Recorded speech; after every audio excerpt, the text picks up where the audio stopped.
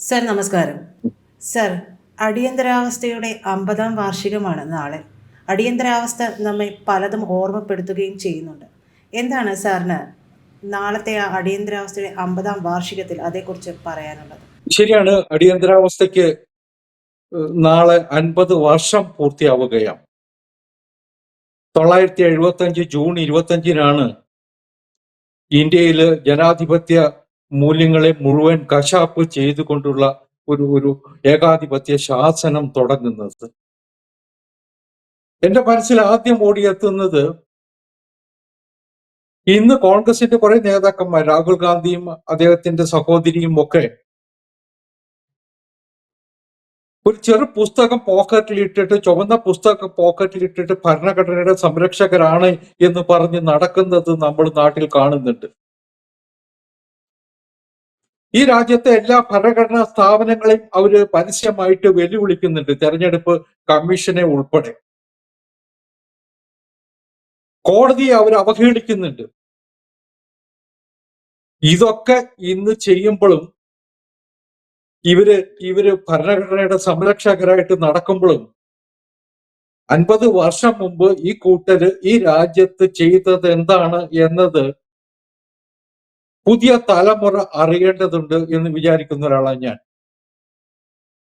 ഇന്നത്തെ ഇന്ത്യയുടെ ജനസംഖ്യയിൽ ഒരു വലിയ ശതമാനം 30 വയസ്സിന് താഴെ ഉള്ളവരാണ്. നമുക്കറിയാം കണക്ക് സ്റ്റാറ്റിസ്റ്റിക്സ് ഒക്കെ. അവരാരും ഈ അടിയന്തരാവസ്ഥ അനുഭവിച്ചിട്ടില്ല. അടിയന്തരാവസ്ഥ കാലത്ത് നടന്നിട്ടുള്ള പീഡനങ്ങള്, ജനാധിപത്യ ധ്വംസനങ്ങള്, ഏകാധിപത്യ ഭരണം, ഇതൊന്നും അവർ അറിഞ്ഞിട്ടില്ല. പിന്നീട് ഒരു കാലത്തും ഇന്ത്യയിൽ അത്തരം ഭീകരമായ അവസ്ഥ ഉണ്ടായിട്ടില്ല. ചില ഇസ്ലാമിക രാജ്യങ്ങളിലൊക്കെ പറഞ്ഞു കേട്ടിട്ടുള്ളതിനേക്കാൾ ഭീകരമായിരുന്നു 975 മുതൽ ഇന്ദിരാഗാന്ധി ഇന്ത്യയിൽ നടപ്പിലാക്കിയ അടിയന്തരാവസ്ഥ എന്നത് പറയാതെ വയ്യ. അതിനെന്താ കാരണം?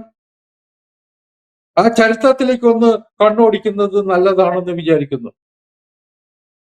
975 ജൂൺ 12-നാണ് അലഹബാദ് ഹൈക്കോടതി ഇന്ദിരാഗാന്ധിയുടെ റായ്ബറേലിയിൽ നിന്നുള്ള ലോക്സഭയിലേക്കുള്ള തെരഞ്ഞെടുപ്പ് സംബന്ധിച്ച കേസിൽ വിധി പ്രസ്താവിച്ചത്.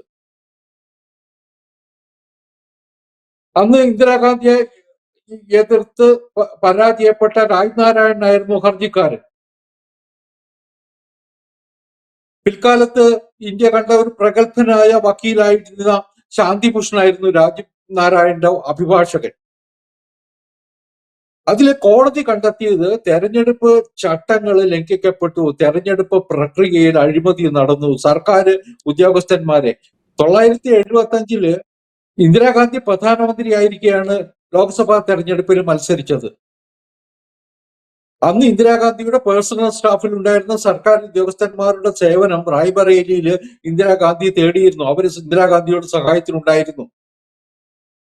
അങ്ങനെ സർക്കാർ ഉദ്യോഗസ്ഥന്മാര് രാഷ്ട്രീയ പ്രവർത്തനത്തിൽ ഇടപെട്ടു, തെരഞ്ഞെടുപ്പ് പ്രക്രിയയിൽ ഇടപെട്ടു ഒരു സ്ഥാനാർത്ഥിക്ക് വേണ്ടിയിട്ട് എന്നുള്ള ആരോപണമാണ് പ്രധാനമായിട്ടും രാജ്നാരായണൻ ഉന്നയിച്ചത്. മറ്റു പല ആരോപണങ്ങൾ വേറെയുമുണ്ട്. ഇതൊക്കെ അലഹബാദ് ഹൈക്കോടതി ശരിയാണെന്ന് കണ്ടെത്തുകയും ഇന്ദിരാഗാന്ധിയുടെ തെരഞ്ഞെടുപ്പ് റദ്ദാക്കുകയും ചെയ്തു. സാധാരണ നിലയ്ക്ക് തെരഞ്ഞെടുപ്പ് റദ്ദാക്കിയാൽ ബൈ ഇലക്ഷൻ വരും. ആ ബൈ ഇലക്ഷനിൽ ജയിച്ചാൽ ഇന്ദിരാഗാന്ധിക്ക് പ്രധാനമന്ത്രിയായിട്ട് തുടരാം. 6 മാസത്തിനിടയ്ക്ക് നമ്മുടെ സംവിധാനം അനുസരിച്ച് ഈ രാജ്യത്ത് തെരഞ്ഞെടുപ്പ് നടത്തിയേ പറ്റുള്ളൂ താൻ. പക്ഷെ അലഹബാദ് വിധിയിൽ ഒരു പ്രധാനപ്പെട്ട ശുപാർശ ഉണ്ടായിരുന്നത്, പ്രധാനപ്പെട്ട തീരുമാനം ഉണ്ടായിരുന്നത്, അടുത്ത 6 വർഷത്തേക്ക് തെരഞ്ഞെടുപ്പിൽ മത്സരിക്കുന്നതിൽ നിന്ന് ഇന്ദിരാഗാന്ധിയെ വിലക്കി എന്നതാണ്. അത് ഇന്ദിരാഗാന്ധിയെ വല്ലാതെ മാനസികമായിട്ട് തകർത്തിട്ടുണ്ട്. കോൺഗ്രസിനെ അതിനേക്കാൾ ഭയാനകമായിട്ട് വിഷമിപ്പിച്ചിട്ടുണ്ട്. അതിനെ തുടർന്നാണ് ഇന്ദിരാഗാന്ധി ഇതിനെ മറികടക്കാൻ എന്താണ് വേണ്ടത് എന്നുള്ള ചിന്തയുമായിട്ട് രംഗത്ത് വന്നത്. ഇതേ സമയത്ത് തന്നെ, ഇതേ ജൂൺ 12-ന് തന്നെ മറ്റൊരു പ്രധാനപ്പെട്ട ജനവിധി കൂടി ഇന്ത്യയിൽ ഉണ്ടായി. അതും നമ്മൾ ഇവിടെ ചേർത്ത് വായിക്കേണ്ടതുണ്ട്. ഗുജറാത്ത് സംസ്ഥാനം രൂപം കൊണ്ടത് മുതല് ആദ്യ അവസാനം കോൺഗ്രസ് ആണ് ഭരിച്ചിരുന്നത്. 72 നടന്ന തെരഞ്ഞെടുപ്പില് ബഹുഭൂരിപക്ഷത്തോടുകൂടി ഏതാണ്ട് 100-ലേറെ സീറ്റോടുകൂടി അവർ 50% വോട്ടോടുകൂടി കോൺഗ്രസ് ഭരണത്തിൽ വരികയും ചെയ്തിരുന്നു. പക്ഷേ 975 ജൂൺ 12 ഗുജറാത്ത് നിയമസഭാ തെരഞ്ഞെടുപ്പിന്റെ വോട്ടെണ്ണുന്ന വേളയില് കോൺഗ്രസ് ദയനീയമായിട്ട് തോറ്റു. അത് ഇന്ദിരാഗാന്ധിയെ മാത്രമല്ല, കോൺഗ്രസിനെ വല്ലാത്ത പ്രതിസന്ധിയിലാക്കിയിരുന്നു. കോൺഗ്രസിന് കിട്ടിയത് 75% വോട്ടാണ്. മറുഭാഗത്ത് സംഘടനാ കോൺഗ്രസും ജനസംഘവും കിസാൻ മസ്ദൂർ പാർട്ടിയും സോഷ്യലിസ്റ്റ് പാർട്ടിയും BLD-യും ഒക്കെ അടങ്ങുന്ന പ്രതിപക്ഷ സഖ്യത്തിന് ഏതാനും സ്വതന്ത്രന്മാരുടെ കൂടി പിന്തുണയോടുകൂടി ഭരണം നടത്താൻ കഴിയുന്ന സ്ഥിതി ഉണ്ടായി. അങ്ങനെ ആദ്യമായിട്ട് ഗുജറാത്തില് കോൺഗ്രസ് ഭരണത്തിന് അറുതി വന്നു 975 ജൂണില്. ഇവിടെ ഒരു കാര്യം കൂടി നമ്മൾ ഓർക്കണം. ഈ 74, 75, 73, 74, 75 കാലഘട്ടത്തില് ബീഹാറിലും ഗുജറാത്തിലും കോൺഗ്രസ് ഭരണകൂടങ്ങൾക്കെതിരായിട്ടുള്ള ശക്തമായ സമരങ്ങളും നടന്നിരുന്നു. ലോക് നായക് ജയപ്രകാശ് നാരായണന്റെ നേതൃത്വത്തിലാണ് ആ പ്രക്ഷോഭം. അതിലെ ABVP പോലുള്ള വിദ്യാർത്ഥി പ്രസ്ഥാനങ്ങള്, ജനസംഘം പോലുള്ള രാഷ്ട്രീയ സംഘടനകള് ഒക്കെ പങ്കാളിത്തം വഹിച്ചിരുന്നു. അത്രമാത്രം കൊടിയ അഴിമതിയാണ് ബീഹാറിലും ഗുജറാത്തിലും ഒക്കെ നടന്നിരുന്നത്. ബീഹാറില് ചിമൻഭായ് പട്ടേൽ, ഗുജറാത്തിലെ ചിമൻഭായ് പട്ടേലിന്റെ സർക്കാരായിരുന്നു. ബീഹാറിലാവട്ടെ ജഗന്നാഥ മിശ്രയുടെ ഭരണകൂടമായിരുന്നു. ഇത് രണ്ടും നേതൃത്വം കൊടുത്ത ഭരണകൂടങ്ങളായിരുന്നു. അതിനെതിരെയാണ് യുവാക്കളെ അണിനിരത്തി, വിദ്യാർത്ഥികളെ അണിനിരത്തിക്കൊണ്ടുള്ള വലിയ പ്രക്ഷോഭത്തിന് ജയപ്രകാശ് നാരായണന്റെ നേതൃത്വത്തിൽ അതുണ്ടാക്കിയ ഒരു വലിയ വേലിയേറ്റമുണ്ട്. ആ ഒരു സമരത്തിന്റെ റിസൾട്ടാണ് ഗുജറാത്തിൽ കണ്ടത്.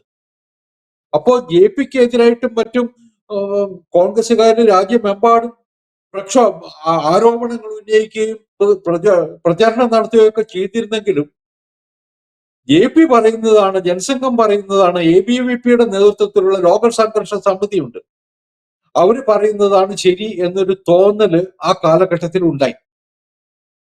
ഇത് രണ്ടും കൂടിയായപ്പോ ഇന്ദിരാഗാന്ധി മാനസികമായിട്ട്, കോൺഗ്രസ് മാനസികമായിട്ട് വല്ലാതെ തകർന്നു.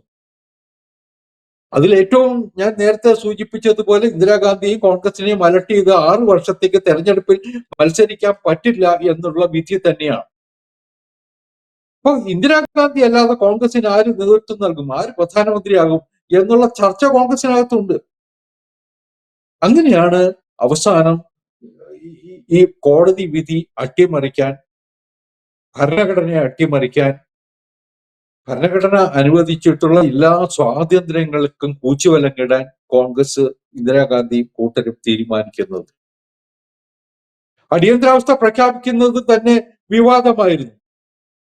പിൽക്കാലത്ത് അധികാരത്തിൽ 77 അധികാരത്തിൽ വന്ന ജനതാ സർക്കാർ നിയോഗിച്ച ഷാ കമ്മീഷൻ അതിന്റെ വിശദാംശങ്ങൾ മുഴുവൻ പുറത്തു കൊണ്ടുവന്നിട്ടുണ്ട്. നമുക്കറിയാം, രാജ്യത്ത് ഒരു സർക്കാരിന്റെ മന്ത്രിസഭയുടെ തീരുമാനം വേണം. പക്ഷേ ഇവിടെ മന്ത്രിസഭയുടെ തീരുമാനം ഉണ്ടായിരുന്നില്ല.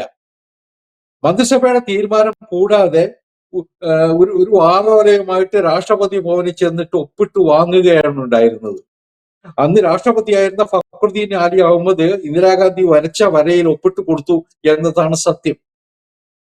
ആ കാലത്ത് ഒരു പ്രസിദ്ധമായ കാർട്ടൂൺ വന്നിട്ടുണ്ട്, ഇന്ത്യൻ എക്സ്പ്രസിൽ പ്രത്യക്ഷപ്പെട്ടതാണ്. കാർട്ടൂണിസ്റ്റ് അബുവിന്റെ കാർട്ടൂൺ. അത് ഇന്നും നമുക്ക് പബ്ലിക് ഡൊമൈനിൽ കാണാൻ കഴിയും.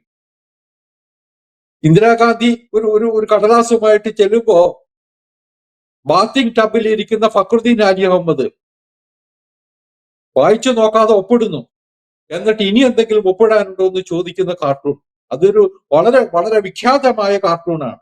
യഥാർത്ഥത്തില് അത്രമാത്രം രാഷ്ട്രപതിയുടെ പദത്തെ, രാഷ്ട്രപതി ഭവനെ അവമതിപ്പുണ്ടാക്കിയ രാഷ്ട്രപതിയായിരുന്നു ഫഖ്റുദ്ദീൻ ആലി അഹമ്മദ്. അടിയന്തരാവസ്ഥ പ്രഖ്യാപിക്കുന്നതിന് തലേന്ന് ഡൽഹിയിൽ ഒരു വലിയ പ്രതിപക്ഷ റാലി നടന്നിരുന്നു. ഈ അലഹബാദ് ഹൈക്കോടതി വിധിയുടെ പശ്ചാത്തലത്തിലാണ്. രാംലീല മൈതാനിൽ നിന്ന കൂറ്റൻ റാലിയിൽ ജയപ്രകാശ് നാരായണൻ ഉൾപ്പെടെ പ്രതിപക്ഷത്തെ മുഖ്യ രാഷ്ട്രീയ കക്ഷി നേതാക്കന്മാരും സംസാരിച്ചിരുന്നു. ഇന്ദിരാഗാന്ധി രാജിവെച്ച് ഒഴിയണം എന്നതായിരുന്നു അതിനുയർന്ന ആവശ്യം.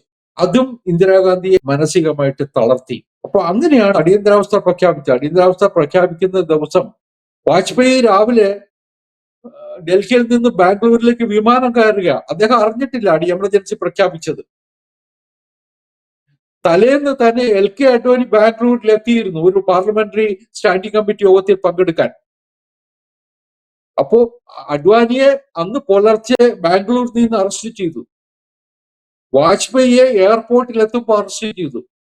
അങ്ങനെ അടിയന്തരാവസ്ഥ കാലത്ത് വാജ്പേയിയും അഡ്വാനിയും തടങ്കലിൽ കഴിഞ്ഞത് ബാംഗ്ലൂർ ജയിലിലാണ്.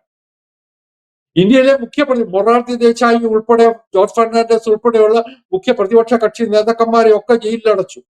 ഫെർണാണ്ടസിനെ നേരത്തെ അറസ്റ്റ് ചെയ്തിരുന്നു. RSSനും ഇതിനോടൊപ്പം ബാൻ ചെയ്തു എന്നത് ഓർക്കുക. RSSന്റെ നേതാക്കന്മാരെ മുഴുവൻ ആ രാത്രികളിൽ കാര്യാലയങ്ങൾ റെയ്ഡ് ചെയ്ത് അവരുടെ വീടുകൾ റെയ്ഡ് ചെയ്ത് അറസ്റ്റ് ചെയ്ത് തുടങ്കലിൽ അടച്ചു. ഈ അറസ്റ്റിനൊപ്പം നമ്മൾ കാണേണ്ട ഒരു നാണംകെട്ട കോടതി വിധിയും കൂടി ഉണ്ടായി. ഈ പ്രതിപക്ഷ നേതാക്കന്മാരെ മുഴുവൻ ജയിലിൽ അടച്ചതിനൊപ്പം സുപ്രീം കോടതിയിൽ ഹർജിയുമായിട്ട് ഇന്ദിരാഗാന്ധി പോകുന്നു തെരഞ്ഞെടുപ്പ് കേസിന്റെ വിധിക്കെതിരായിട്ട്. സഹയാത്രികൻ, വിപ്ലവകാരി എന്നൊക്കെ വിശേഷിക്കപ്പെട്ടിട്ട് ജസ്റ്റിസ് കൃഷ്ണയ്യരുടെ ബെഞ്ചിലാണ്, VR കൃഷ്ണയ്യരുടെ. അദ്ദേഹം ആ ഹൈക്കോടതി വിധി സമ്പൂർണമായിട്ട് സ്റ്റേ ചെയ്തു എന്ന് മാത്രമല്ല, അധികാരത്തിൽ തുടരാൻ ഇന്ദിരാഗാന്ധിക്ക് വഴിയൊരുക്കുകയും ചെയ്തു. അപ്പോൾ ഈ അടിയന്തരാവസ്ഥയുടെ ചരിത്രം പരിശോധിക്കുമ്പോൾ ഏറ്റവും സുപ്രധാനമായ ഒരു നാഴികക്കല്ല് എന്ന് പറയേണ്ടത് ഈ VR കൃഷ്ണയ്യരുടെ വിധിന്യായം തന്നെയാണ്. ശരിയാണ്, തെരഞ്ഞെടുപ്പ് കേസിൽ അപ്പീൽ വന്നാൽ അത് അപ്പീൽ അഡ്മിറ്റ് ചെയ്യും. ആ അപ്പീലുമോ തീർപ്പ് കൽപ്പിക്കുന്നത് വരെ സ്റ്റേ കൊടുക്കുന്നത് ഒരു കീഴ്വഴക്കമാണ്. പക്ഷെ ഇവിടെ ഉണ്ടായത് മുഴുവൻ പ്രതിപക്ഷ നേതാക്കന്മാരെയും ജയിലിൽ അടച്ച് ഏകാധിപത്യ ശാസനം നടപ്പിലാക്കുന്ന ഒരു പ്രധാനമന്ത്രിയാണ്. കോടതികൾക്ക് പോലും ഇടപെടാൻ കഴിയാത്ത വണ്ണമുള്ള ഒരു ഭീഷണി ഭരണകൂടത്തിൽ നിന്നുണ്ടായ കാലഘട്ടമാണ്. അവിടെയാണ് ജസ്റ്റിസ് കൃഷ്ണയ്യർ വഴങ്ങിയത്. ഇന്ത്യൻ ജനാധിപത്യത്തിന്റെ ഒരു നാണം കെട്ട ചരിത്രമായിട്ട് അത് വിലയിരുത്തപ്പെടും. ഇന്ത്യയുടെ നീതിന്യായ സംവിധാനത്തിന് ഒരു കളങ്കം ഏൽപ്പിച്ച വിധിന്യായമാണ് എന്ന് പലരും നിരീക്ഷിച്ചിട്ടുമുണ്ട്. അതിനെക്കുറിച്ച് അരുൺ ഷൗരിയൊക്കെ ജസ്റ്റിസ് കൃഷ്ണയ്യർക്കെതിരായിട്ട് എഴുതിയ ലേഖനങ്ങള് പബ്ലിക് ഡൊമൈനിലുണ്ട്. അത് നമ്മൾ കാണാതെ പോയിക്കൂടാ.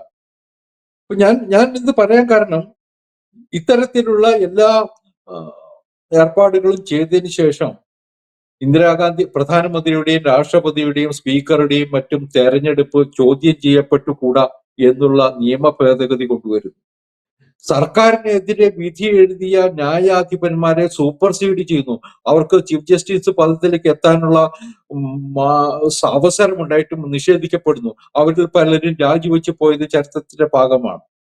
സാധാരണ നിലയ്ക്ക് ഒരാളെ അറസ്റ്റ് ചെയ്താൽ അത് സംബന്ധിച്ച വിവരങ്ങള് കോടതിയുടെ മുമ്പിൽ എത്തിക്കണം എന്നുള്ള മാർഗനിർദ്ദേശമുണ്ട്. നമ്മുടെ ഭരണഘടന നൽകുന്ന ഒരു അവകാശമാണ്. ഹേബിയസ് കോർപ്പസ് ഹർജികൾക്കുള്ള അധികാരം കോടതികൾക്കുണ്ട്. അതൊക്കെ റദ്ദാക്കി. ADM ജബൽപൂർ കേസൊക്കെ ചരിത്രത്തിന്റെ ഭാഗമായത് അങ്ങനെയാണ്. അപ്പൊ ഞാൻ സൂചിപ്പിച്ചത് എല്ലാ വിധത്തിലും ജനാധിപത്യത്തെ ധ്വംസിച്ചു. അതിനു പുറമെ ഈ ഏകാധിപത്യ ശാസനത്തിനെതിരായിട്ട് സമരം ചെയ്ത 10,000-കണക്കിന് പേരെ അറസ്റ്റ് ചെയ്ത് ഭീകരമായ മർദ്ദനങ്ങൾക്ക് വിധേയമാക്കി. ഭീകരമായ മർദ്ദനങ്ങൾ. എത്രയോ പേര് ഇന്ന് മരിച്ചതിന് തുല്യമായി ജീവിച്ചിരിക്കുന്നു അന്നത്തെ ഭീകര മർദ്ദനങ്ങൾ ഏറ്റവരും. പലരും കഷ്ടപ്പെടുന്നുണ്ട്, പലരും ദുര്യോഗങ്ങൾ അനുഭവിക്കുന്നുണ്ട്. കേരളത്തിൽ പോലും രാജ്യം കേസും മറ്റും നമുക്കറിയാം. ക്രൈംബ്രാഞ്ചിന്റെ ചില പീഡന ക്യാമ്പുകൾ അത് കേരളത്തിലാണ് K. കരുണാകരന്റെ കാലഘട്ടത്തിൽ ഉണ്ടായത്. അങ്ങനെ അടിയന്തരാവസ്ഥക്കെതിരായിട്ട് ജനാധിപത്യം സംരക്ഷിക്കണം എന്നാവശ്യപ്പെട്ടുകൊണ്ട് ഭാരതമാതാവിന് ജയ് വിളിച്ചുകൊണ്ട് തെരുവിലിറങ്ങിയവരെ, പ്രത്യേകിച്ച് ഭൂരിപക്ഷം പേരും ജനസംഘക്കാരും RSSകാരും വിദ്യാർത്ഥി പരിഷത്തുകാരും ഒക്കെയാണ്, അവരെ ഭീകരമായിട്ട് മർദ്ദിച്ച് ജയിലിൽ അടച്ച സംഭവങ്ങളും ഉണ്ട്. അതൊക്കെ മറന്നുകൂടാ. ഈ വേളയിൽ ഒരു കാര്യം കൂടി പറയാതെ വയ്യ. അന്ന് കമ്മ്യൂണിസ്റ്റുകാരെടുത്ത നിലപാടുകൾ നമ്മൾ ഓർക്കേണ്ടത്, CPI അന്ന് ഇന്ദിരാഗാന്ധിയുടെ ഒപ്പമായിരുന്നു. കാരണം സോവിയറ്റ് യൂണിയൻ ഈ അടിയന്തരാവസ്ഥയും ഏകാധിപത്യ ശാസനത്തെയും പിന്തുണച്ചിരുന്നു. ഇന്ദിരാഗാന്ധിയെ മഹത്വവൽക്കരിക്കാൻ സോവിയറ്റ് യൂണിയനും കമ്മ്യൂണിസ്റ്റുകാരും നടത്തിയ ശ്രമങ്ങളും നമ്മൾ കണ്ടിട്ടുണ്ട്. CPI അതിനു മുമ്പിലായിരുന്നു. പക്ഷേ മാർക്സിസ്റ്റ് പാർട്ടി അവര് പല ഘട്ടങ്ങളിലും ഈ ഏകാധിപത്യ ഭരണത്തിനെതിരായിട്ട് പരസ്യമായിട്ട് രംഗത്ത് വരാൻ മടിച്ചു. EMS പോലുള്ളവർ പ്രത്യേകിച്ചു. അതിൽ ഏറ്റവും നാണം കെട്ട ചരിത്രം ദേശാഭിമാനിയുടേത് തന്നെയാണ്. ഇന്ത്യയിൽ സെൻസർഷിപ്പ് ഏർപ്പെടുത്തി ഇന്ദിരാഗാന്ധി. ഒരു പത്രത്തിൽ ഒരു വാർത്ത കൊടുക്കണമെങ്കിൽ ആ പത്രത്തിന്റെ പത്രാധിപര് സർക്കാർ നിശ്ചയിക്കുന്ന ഒരു ഉദ്യോഗസ്ഥന്റെ മുമ്പിൽ പോയി ഇതൊക്കെ കൊടുത്തോട്ടെ എന്ന് കാണിച്ചു അനുമതി വാങ്ങേണ്ട ഗതികളുണ്ടായിരുന്നു. പല സ്ഥലത്തും പല ജില്ലകളിലും ചില തഹസീൽദാർമാരൊക്കെയാണ് ആ ഡ്യൂട്ടിക്ക് നിയോഗിക്കപ്പെട്ടത്. അവരുടെ മുമ്പിൽ പത്രാധിപന്മാര് കുമിഞ്ഞു കൂടി നിൽക്കേണ്ട ചിത്രം ഒന്ന് ആലോചിച്ചു നോക്കൂ. അതിനൊക്കെ വഴങ്ങിക്കൊണ്ട് ഒരു ദിവസം പോലും മുടക്കാതെ സെൻസർഷിപ്പിന് വിധേയമായ പത്രമായിട്ട് ദേശാഭിമാനി പുറത്തിറങ്ങി. മറുഭാഗത്ത് അടിയന്തരാവസ്ഥ എതിർത്തിരുന്ന കേരളത്തിലെ 2 സായന പത്രങ്ങളുണ്ട്, ജന്മഭൂമിയും രാഷ്ട്രവാർത്തയും. അത് രണ്ടും അന്ന് സായന പത്രങ്ങളായിരുന്നു. രാഷ്ട്രവാർത്ത കൊച്ചിയിലും ജന്മഭൂമി കോഴിക്കോടും. അത് രണ്ടും അടച്ചുപൂട്ടി. അതിന്റെ പത്രാധിപന്മാർ ഉൾപ്പെടെയുള്ള ഒരു ഭീകര മർദ്ദനത്തിനെതിരെ മറ്റു പത്രാധിപ സമിതി അംഗങ്ങളെ അറസ്റ്റ് ചെയ്തു. പ്രസ് അടച്ചുപൂട്ടി. ഡൽഹിയിൽ ഓർഗനൈസർ, മദർലാൻഡ് പോലുള്ള പത്രങ്ങൾ അടച്ചുപൂട്ടി. സംഘപരിവാർ പ്രസ്ഥാനങ്ങളുടെ പ്രസിദ്ധീകരണങ്ങളൊക്കെ അടച്ചുപൂട്ടി. അപ്പോഴും കമ്മ്യൂണിസ്റ്റുകാര് ഹല്ലേലൂയ പാടിക്കൊണ്ട് കോൺഗ്രസുകാർക്കൊപ്പം നിന്നു. EMS ഒരിക്കൽ അറസ്റ്റ് ചെയ്തു എന്നത് ശരിയാ. ദിവസങ്ങൾക്കകം അദ്ദേഹം പുറത്തു വന്നു. പുറത്തു വരിക മാത്രമല്ല, നാട് മുഴുവൻ പ്രസംഗിച്ചു നടന്നു. പ്രസംഗിക്കുമ്പോൾ ഇന്ദിരാഗാന്ധിയുടെ അടിയന്തരാവസ്ഥയുടെ പേര് പറയാതെ പ്രസംഗിക്കാൻ കഴിയുന്ന ഒരു നേതാവ് എന്നുള്ള ചരിത്രവും കൂടി EMS അന്ന് ചരിത്രത്തിൽ സ്ഥാനം പിടിച്ചിട്ടുണ്ട്. ഇപ്പൊ ഞാൻ സൂചിപ്പിച്ചത് ഒരു നാണംകെട്ട ചരിത്രമാണ് കമ്മ്യൂണിസ്റ്റ് പാർട്ടിക്ക് അടിയന്തരാവസ്ഥയോട് ചേർന്നുള്ളത്. ശരിയാണ്, പിണറായി വിജയനെ പോലെ, MN ലോറൻസിനെ പോലെ, KN രവീന്ദ്രനാഥിനെ പോലുള്ള കുറെ CPM നേതാക്കന്മാരെ അന്ന് അറസ്റ്റ് ജയിലിൽ അടച്ചിട്ടുണ്ട്. AKജിയും ജയിലിലായിരുന്നു. പക്ഷെ സമരം ചെയ്യാൻ ഈ ഏകാധിപത്യ ഭരണകൂടത്തിനെതിരെ, ഏകാധിപത്യ ശാസനത്തിനെതിരെ, ജനാധിപത്യം അവഹേളിക്കപ്പെടുന്നതിനെതിരെ സമരം ചെയ്യാൻ കമ്മ്യൂണിസ്റ്റുകാരൊന്നും തയ്യാറായില്ല. CPM തയ്യാറായില്ല എന്നത് നമ്മൾ കാണാതെ പോയിക്കൂടാ. ഇന്നിപ്പോ അടിയന്തരാവസ്ഥയുടെ വാർഷിക സമയത്ത് ഞങ്ങൾ അത് ചെയ്തു ഇത് ചെയ്തു എന്നൊക്കെ പറഞ്ഞു വരുന്ന കമ്മ്യൂണിസ്റ്റുകാരെ നമുക്ക് കാണാൻ കഴിയും. പക്ഷെ അവര് അക്കാലത്ത് പ്രതിപക്ഷത്തെ JPയുടെ നേതൃത്വത്തിലുണ്ടായിരുന്ന സമര സന്നദ്ധ ഭടന്മാരെ അവഹേളിച്ചു എന്ന് മാത്രമല്ല, അന്ന് അടിയന്തരാവസ്ഥ നടപ്പിലാക്കിയ കോൺഗ്രസുകാർക്കൊപ്പം തോളോട് തോൾ ചേർന്ന് ഈ രാഹുൽ ഗാന്ധിയും പ്രിയങ്കയും ഒക്കെ പ്രശംസിച്ചുകൊണ്ടാണ് കമ്മ്യൂണിസ്റ്റുകാർ ജീവിക്കുന്നത് എന്നതും കൂടി നമ്മൾ ഓർക്കണം. അതുകൊണ്ട് ഇതൊരു ചരിത്ര മുഹൂർത്തമാണ്. 50 വർഷം മുമ്പ് രാജ്യത്ത് നടന്ന കൊടിയ ഭീകര മർദ്ദനങ്ങളുടെ, ജനാധിപത്യ ധ്വംസനത്തിന്റെ ചരിത്രം അടുത്ത തലമുറയ്ക്ക് പകർന്നു നൽകാനുള്ള വേളയാണിത് എന്ന് വിചാരിക്കുന്നു. കൂടുതൽ വാർത്തകളും വിശേഷങ്ങളും നിങ്ങളിലേക്ക് എത്താൻ ABC മലയാളം സബ്സ്ക്രൈബ് ചെയ്യുക, ബെൽ ബട്ടണും അമർത്തുക.